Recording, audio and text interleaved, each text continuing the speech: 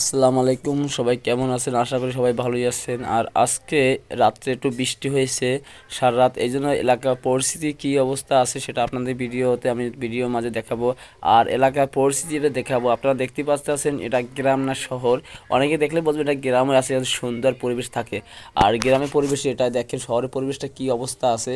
আর দেখছেন কী অবস্থা পরিবেশে, রাত্রে বৃষ্টি হয়েছে সেই কারণে এই রাস্তা পরিবেশ এই অবস্থা।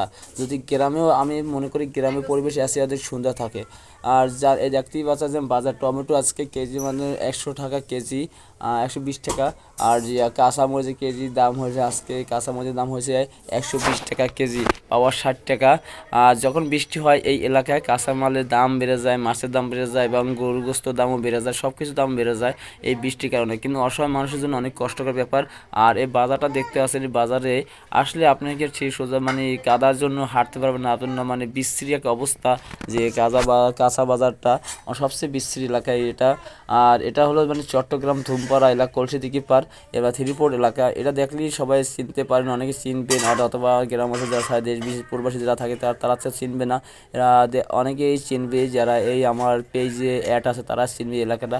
আর এই অল্প আশা করি এই রেলবিট এই অঞ্চল আমাদের আশা করি কোরবানির পর ইনশাল্লাহ এই জায়গাটা আমাদের পাকা দেখা যাবে। ইনশাল্লাহ কাজ শুরু হয়েছে, আশা করি সবাই যদি সহযোগিতা করে এই রাস্তাটা ইনশাল্লাহ ভালো হবে এবং আমরাও সুস্থভাবে হাঁটতে পারবো, এই অবস্থা থাকবে না।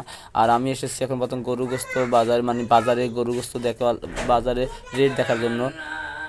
আর এ রানের গোস্ত হলো 950 টাকা কেজি, 950 টাকা। আর যে রানের গোস্ত আড্ডি সহ হলো 850। এই ছিল আজকের আমাদের ভিডিও।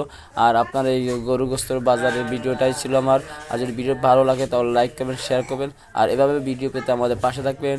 আসসালামু আলাইকুম রহমতুল্লাহি ওয়া বারাকাতুহু।